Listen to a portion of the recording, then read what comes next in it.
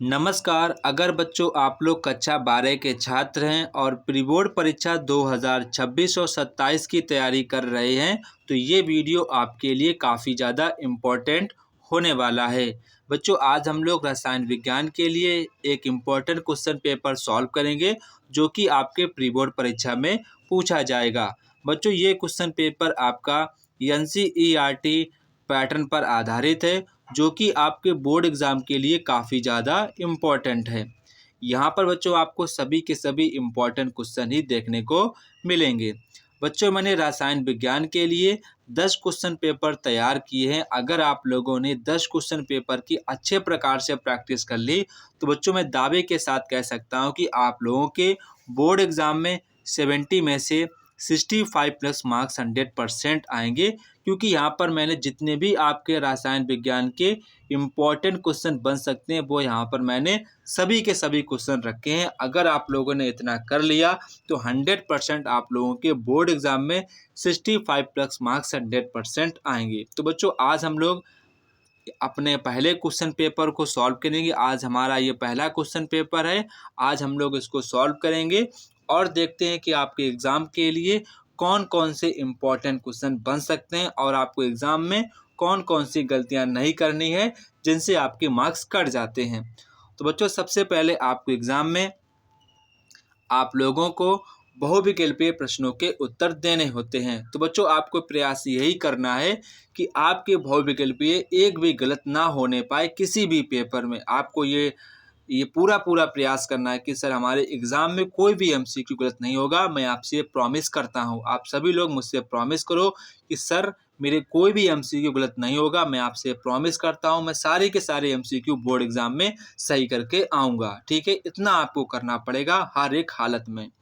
तो बच्चों यहाँ पर मैं क्वेश्चन पढ़ूंगा, आप लोगों के उसके आंसर अपने मन में सोच लेना है। इसके बाद आप लोग मुझे कमेंट बॉक्स में कमेंट करके बताएंगे कि आपके कितने MCQ सही गए हैं। ठीक है, इतना अगर आप रोज़ करेंगे तो 100% आपकी तैयारी एक अच्छे लेवल पर पहुँच जाएगी। तो बच्चों यहाँ पर आपका जो पहला क्वेश्चन है अणु संघ गुणधर्म है। तो आप लोग इसका आंसर यहाँ पर आपको ऑप्शन दिख रहे होंगे। यहाँ पर आप लोगों के इसके आंसर का जवाब सोच लेना है कि अणु संघ गुणधर्म है। तो बच्चों इसका आपका सही जवाब हो जाएगा ऑप्शन नंबर ए वाला आपका करेक्ट आंसर हो जाएगा।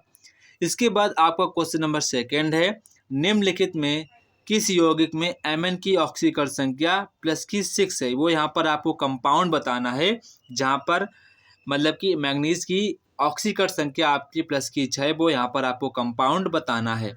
तो बच्चों वो आपका कंपाउंड है KMN4O4। ठीक है, तो K2MN4, तो यहाँ पर आपका ऑप्शन नंबर सेकेंड वाला करेक्ट आंसर हो जाएगा K2MnO4। ठीक है, तो यहाँ पर आपका ऑप्शन नंबर सेकेंड वाला करेक्ट आंसर हो जाएगा। इसके बाद आपका क्वेश्चन नंबर गा है, निम्नलिखित लिगेंडों में से कौन सा उभयदंती लिगेंड की तरह व्यवहार करता है, वो यहाँ पर आपको बताना है। तो कौन सा ऐसा लिगेंड है जो उभयदंती लिगेंड है, तो वो यहाँ पर आपको बताना है। तो बच्चों इसका आपका सही जवाब हो जाएगा NO2। क्या हो जाएगा? NO2। तो यहाँ पर आपका ऑप्शन नंबर थर्ड वाला करेक्ट आंसर हो जाएगा। इसके बाद आपका क्वेश्चन नंबर घ है, एसिल क्लोराइड में रोजनमुंड अपचयन से प्राप्त होता है। तो इसका आपका आंसर सोचना है कि क्या चीज़ प्राप्त होती है जब आपकी एसिल क्लोराइड के रोजनमुंड अपचयन से प्राप्त होता है। तो जो इसका आपका सही जवाब हो जाएगा एल्डिहाइड। क्या हो जाएगा? एल्डिहाइड। तो यहाँ पर आपका ऑप्शन नंबर फर्स्ट वाला करेक्ट आंसर हो जाएगा। इसके बाद यहाँ पर आपसे क्वेश्चन कह रहे हैं कि निम्नलिखित में से कौन सा आइसोसाइनेट परीक्षण देता है। तो कौन सा यहाँ पर आपका कंपाउंड एमीन है जो बच्चों आइसोसाइनेट परीक्षण देता है। तो इसका आपका सही जवाब हो जाएगा प्राथमिक एमीन। क्या हो जाएगा? प्राथमिक एमीन। ये बच्चों क्वेश्चंस आपके एग्जाम के लिए काफ़ी ज़्यादा इम्पोर्टेंट है, इसको आपको अच्छे प्रकार से तैयार कर लेना है। इसके बाद यहाँ पर आपसे कह रहे हैं कि न्यूक्लिक अम्ल में न्यूक्लियोटाइड आपस में किस तरीके से अटैच में रहते हैं, वो यहाँ पर आपको बताना है। तो बच्चों वो रहते हैं फास्फोडाइएस्टर बंधन द्वारा वो लोग जुड़े रहते हैं। तो यहाँ पर आपका ऑप्शन नंबर सेकेंड वाला करेक्ट आंसर हो जाएगा। तो बच्चों आप लोग मुझे कमेंट बॉक्स में कमेंट करके बताएंगे कि आपके 6 में से कितने MCQ सही गए। आप लोग सभी लोग मुझे कमेंट बॉक्स में कमेंट करके बताएंगे। इसके बाद जो आपका नेक्स्ट क्वेश्चन यहाँ पर है, अनिलीन के विभिन्न अनुनादी जितने भी आपकी स्ट्रक्चर्स होती हैं वो यहाँ पर आपको बताना है। देखो बच्चों, आप एक बात हमेशा याद रखेंगे, जितने नंबर का क्वेश्चन है हमेशा उतने नंबर का लिखने का प्रयास करेंगे, ठीक है।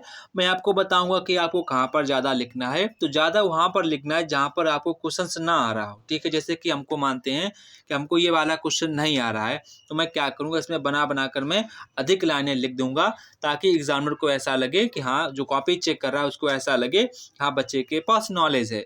तो जहाँ पर आपको चीज़ें आती हैं तो वहाँ पर आपको ज़्यादा नहीं लिखना है, जितने नंबर का है बस हमेशा उतने नंबर का लिखना है। ऐसा नहीं कि आप वहाँ पर ज़्यादा लिख रहे हैं, वो यहाँ पर आपके लिए कोई फ़ायदेमंद नहीं होगा, फिर आप लॉन्ग आंसर में टाइम नहीं दे पाएंगे। ये बातें आपको ध्यान रखनी है। इसके बाद यहाँ पर आपसे कह रहे हैं कि अभिक्रिया के वेग पर ताप तथा सांद्रता के प्रभाव को आपको स्पष्ट करना है। जब आपकी अभिक्रिया होती है तो उसमें आपका ताप का और जो कि आपकी सांद्रता है उसका क्या प्रभाव पड़ता है वो यहाँ पर आपको बताना है। इसके बाद यहाँ पर आपसे कह रहे हैं K4FeCN6 के जलीय विलयन में उत्पन्न आयनों को लिखिए। इस यौगिक में Fe की ऑक्सीकरण संख्या कितनी है वो यहाँ पर आपको बतानी है कि Fe की ऑक्सीकरण संख्या कितनी है वो यहाँ पर आपको बताना है। इसके बाद यहाँ पर आपसे क्वेश्चन नंबर 3 कह रहे हैं कि ऑटोसोमिक प्रेशर क्या है। इसके बाद इनमें आपको इन दोनों में यहाँ पर आपको अंतर स्पष्ट करके बताना है कि विसरण और फसड़ में अंतर यहाँ पर आपको बताना है। बच्चों, ये क्वेश्चंस आपके एग्जाम के लिए काफ़ी ज़्यादा इम्पोर्टेंट है, इसको आपको अच्छे प्रकार से तैयार कर लेना है, ठीक है। इसके बाद यहाँ पर आपसे क्वेश्चन कह रहे हैं कि फिनॉल की अम्लीय प्रकृति को आपको समझाना है। जो फिनॉल है वो आपका अम्लीय प्रकृति का होता है, तो उसके विषय में यहाँ पर आपको बताना है। जो फिनॉल होता है उसकी अम्लीय प्रकृति क्यों होती है वो यहाँ पर आपको बताना है। इसके बाद यहाँ पर आपसे कह रहे हैं कि टॉलन अभिकर्मक क्या है। एल्डिहाइड की टॉलन अभिकर्मक के साथ यहाँ पर आपको रासायनिक समीकरण भी आपको लिखना है, ठीक है। ये बच्चों आपके एग्जाम के लिए काफ़ी ज़्यादा इम्पोर्टेंट क्वेश्चन है, इसको आपको अच्छे प्रकार से तैयार कर लेना है ताकि आपके यहाँ पर कोई भी मार्क्स ना कटें, ठीक है। ये आपके एग्जाम के लिए काफ़ी ज़्यादा इम्पोर्टेंट क्वेश्चन है। इसके बाद यहाँ पर आपसे कह रहे हैं कि जो आपके प्रोटीन्स होते हैं के विकृतीकरण पर आपको संक्षिप्त में टिप्पणी लिखनी। जो आपके प्रोटीन्स होते हैं उन पर आपको यहाँ पर उनका जो विखंडन होता है उस पर आपको यहाँ पर संक्षिप्त में टिप्पणी लिखनी है। इसके बाद आपका क्वेश्चन नंबर 4 है, सेल के विशिष्ट प्रतिरोध और यहाँ पर पूछ रहे हैं चालकत्व की परिभाषा यहाँ पर आपको देनी है। इस पर देनी है और साथ साथ में आपको इस पर भी परिभाषा देनी है। इसके बाद यहाँ पर आपसे कह रहे हैं कि कोलराउस के नियम को समझाइए। इनके आपको अनुप्रयोग भी लिखने हैं, ठीक है। जो आपका नियम है, नियम भी आपको समझाना है और उसके आपको अनुप्रयोग भी लिखने हैं। इसके बाद यहाँ पर आपसे कह रहे हैं कि किसी वैद्युत अपघट्य के विलयन की मोलर जो आपकी मोलर चालकता है उसको यहाँ पर आपको बताना है, ठीक है। इसके बाद आपका क्वेश्चन नंबर नेक्स्ट है, अभिक्रिया की आणविकता कोटि में आपको अंतर स्पष्ट करना है। जब भी बच्चों आप लोगों से अंतर पूछा जाए तो अंतर हमेशा यहाँ पर आपको इस प्रकार से अंतर देना है। इधर आपको लिखना है आणविकता, इधर आपको लिखनी है कोटि, फिर यहाँ पर आपको अंतर देना है, ठीक है। ये आपको बात ध्यान रखनी है।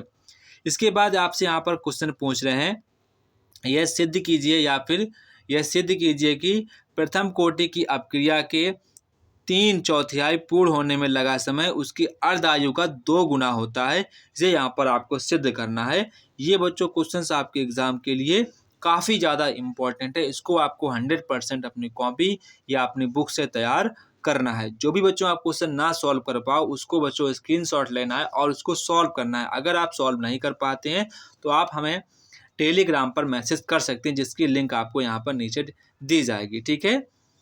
इसके बाद आपका क्वेश्चन नंबर नेक्स्ट है, लेंथेनाइट संकुचन का कार्य सहित यहाँ पर आपको अंतर बताना है। जो आपका लेंथेनाइट संकुचन होता है वो किस कारण से होता है वो यहाँ पर आपको बताना है। इसके बाद जो आपका जेडएन आयन सफ़ेद होते हैं और आपका जो Cu आयन आपके नीले होते हैं वो यहाँ पर क्यों होते हैं वो यहाँ पर आपको रीजन बताना है। इसके बाद आपका क्वेश्चन नंबर नेक्स्ट है, यहाँ पर क्वेश्चन नंबर खा है, एमीन किसे कहते हैं, प्राथमिक amine, secondary and third amine के आपको विभेद परीक्षण भी आपको यहाँ पर बताने हैं। तो बच्चों ये क्वेश्चंस आपके बोर्ड एग्जाम के लिए काफ़ी ज़्यादा इम्पोर्टेंट है, इसको आपको अच्छे प्रकार से तैयार कर लेना है। इसके बाद आपका क्वेश्चन नंबर नेक्स्ट है, एक्स एथेनेमीन पर HCl की अपक्रिया तथा बाई एनिलीन पर सोडियम नाइट्राइड की अपक्रिया एवं HCl की 0 डिग्री सेल्सियस पर अपक्रिया के रासायनिक समीकरण यहाँ पर आपको लिखना है। ये भी बच्चों काफ़ी ज़्यादा इंपॉर्टेंट क्वेश्चन है, इसको आपको अच्छे प्रकार से तैयार कर लेना चाहिए। इसके बाद आपका क्वेश्चन नंबर नेक्स्ट है, डी ब्लॉक और एफ ब्लॉक के तत्व क्या है वो यहाँ पर आपको बताना है। डी ब्लॉक तथा एफ ब्लॉक के जितने भी आपके एलिमेंट्स हैं उनका आपको सामान्य इलेक्ट्रॉनिक विन्यास लिखना है। वेरी वेरी इंपॉर्टेंट क्वेश्चन, आपके बोर्ड एग्जाम के लिए काफ़ी ज़्यादा इंपॉर्टेंट क्वेश्चन है, इसको आपको अच्छे प्रकार से तैयार कर लेना चाहिए। इसके बाद बच्चों यहाँ पर आपसे कह रहे हैं कि क्या होता है जब आपको यहाँ पर आपको केवल और केवल रासायनिक समीकरण यहाँ पर आपको व्यक्त करना है। तो पहला यहाँ पर आपसे कह रहे हैं कि एथेनॉल की सोडियम ब्रोमाइड की सांद्र सल्फ्यूरिक अम्ल के साथ गर्म किया जाता है, तो इसकी यहाँ पर आपको रासायनिक समीकरण लिखना है। बच्चों कैसे लिखेंगे, एथेनॉल का C2H5OH plus NaBr sodium bromide NaBr plus H2SO4, ठीक है, इतना पहले लिख लेंगे H2SO4, फिर डैश करेंगे, फिर आपको लिखना होगा NaHSO4 प्लस C2H5Br, तो ये आपका हो जाएगा ब्रोमो एथेन। क्या हो जाएगा, ब्रोमो एथेन। फिर आपको प्लस लगाना है, फिर यहाँ पर आपका जल निकल जाएगा H2O, तो ये आपकी अपक्रिया बन जाएगी, ये आपका एथेनॉल है, ठीक है। Ethanol plus NaBr plus H2SO4, फिर आपको डैश लगाना है, फिर आपको NaHSO4 लिखना है, फिर आपको प्लस लगाना है, फिर आपको C2H5Br लिखना है जो कि आपका ब्रोमो एथेन है। इसके बाद आपको H2O निकाल देना है प्लस करके, ठीक है। इसके बाद यहाँ पर आपसे कह रहे हैं कि टाइल्यून की अपक्रिया यफी चूड़ की उपस्थिति में अंधकार में Cl2 गैस कराई जाती है, तो इसकी भी यहाँ पर आपको अपक्रिया बतानी है। देखो बच्चों क्या करेंगे, सबसे पहले टाइल्यून कहा गया है, तो टाइल्यून आपका क्या होता है, बेंजीन की तरह इसकी होती है संरचना, आपको ऐसे कर देना है। इसके बाद यहाँ पर आपको CH3 ऐड कर देना है, ठीक है, ऊपर। इसके बाद यहाँ पर आपको करना क्या, यहाँ पर आपको Fe लिखना है, इसके बाद यहाँ पर आपको Cl2 लिखना है। फिर जब आप ये रिएक्शन होगी तो ऐसे ऐसे आपको कर देना है, ये आपका हो जाएगा ओ क्लोरो टाउलिन, ठीक है, इसका नाम क्या हो जाएगा, ओ क्लोरो टाउलिन। इसके बाद यहाँ पर आपको जोड़ देना है CH3 जोड़ देना है, इसके बाद यहाँ पर आपको Cl जोड़ देना है, इसके बाद आपको प्लस का साइन लगाना, इसी के बाद आपको लिखना है, प्लस के आगे आपको लिखना होगा, ऐसे बनानी स्ट्रक्चर बनानी है। इसके बाद ये कर देना, इधर आपको Cl जोड़ देना है, इसके बाद यहाँ पर आपको CH3 जोड़ देना है, तो इसका नाम आपका क्या हो जाएगा, पी क्लोरो टाउलिन, ठीक है, टाउलिन। तो ये इसका ये नाम हो जाएगा, आपको प्लस के आगे ऐसे लिख देना, ये आपकी अपक्रिया हो जाएगी। इसके बाद आपसे अपक्रिया पूछ रहे हैं, नेक्स्ट अपक्रिया आपसे पूछ रहे हैं कि बेंजीन डाइजोनियम क्लोराइड की जल के साथ आपको अपक्रिया लिखनी है। तो सबसे पहले हम लोग बेंजीन डाइजोनियम लिखेंगे, तो आपको सबसे पहले ऐसी बेंजीन की बनानी स्ट्रक्चर, यहाँ पर आपको बॉन्ड देना, यहाँ पर देना, यहाँ पर देना, ठीक है। इसके बाद यहाँ पर आपको ऐसे करना है, फिर आपको यहाँ पर लिखना है Na2Cl, ठीक है। इसके ऊपर आपको माइनस का साइन लगाना है, इसके ऊपर आपको प्लस का साइन लगा देना है। इसके बाद आपको प्लस करना है, फिर आपको H2O लिखना है, इसके बाद आपको एरो करना है। इसके बाद यहाँ पर आपको इसे फिनॉल की बनानी है स्ट्रक्चर, इसके बाद यहाँ पर आपको OH लिखना है, तो ये आपका क्या हो जाएगा, ये आपका हो जाएगा फिनॉल, ठीक है, फिनॉल। फिर आपको HCl लिखना, क्या लिखना है, HCl यहाँ पर आपको लिख देना है, ये आपकी अपक्रिया ऐसे हो जाएगी। इसके बाद यहाँ पर आपसे कह रहे हैं कि 2-ब्रोमोपेंटेन को अल्कोहलिक के HO के साथ अपक्रिया यहाँ पर आपको बतानी है। तो देखो इसकी अपक्रिया कैसे होगी, यहाँ पर आपको अपक्रियाएं ध्यान से देखनी है, ये काफ़ी ज़्यादा इम्पोर्टेंट होती हैं आपके एग्ज़ाम के लिए। सबसे पहले आपको यहाँ पर लिखना होगा CH3, फिर आपको डैश लगाना है, फिर CH लिखना है, फिर आपको CH2 लिखना है, फिर आपको CH3 लिखना है, ठीक है। इसके बाद जहाँ पर आपने CH लिखा था उसी नीचे आपको बॉन्ड लगाना है, यहाँ पर आपको Br लिखना है, तो ये आपका नाम हो जाएगा 2-ब्रोमोपेंटेन। क्या हो जाएगा, 2-ब्रोमोपेंटेन।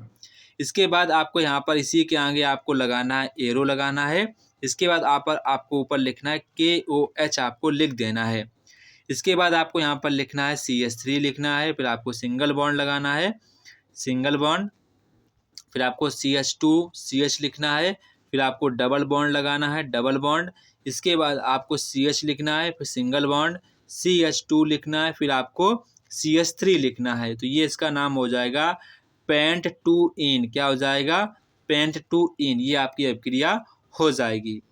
इसके बाद आपका अथवा में क्वेश्चन कह रहे हैं कि अगर आप ये अभिक्रिया नहीं करना चाहते हैं तो यहाँ पर आपसे कह रहे हैं उप संयोजन यौगिक को महत्व को आपको बताना है। ठीक है, ये भी क्वेश्चन आपके एग्जाम के लिए काफ़ी ज़्यादा इम्पोर्टेंट है, इसको आपको अच्छे प्रकार से तैयार कर लेना है। इसके बाद यहाँ पर बच्चों आपसे कह रहे हैं कि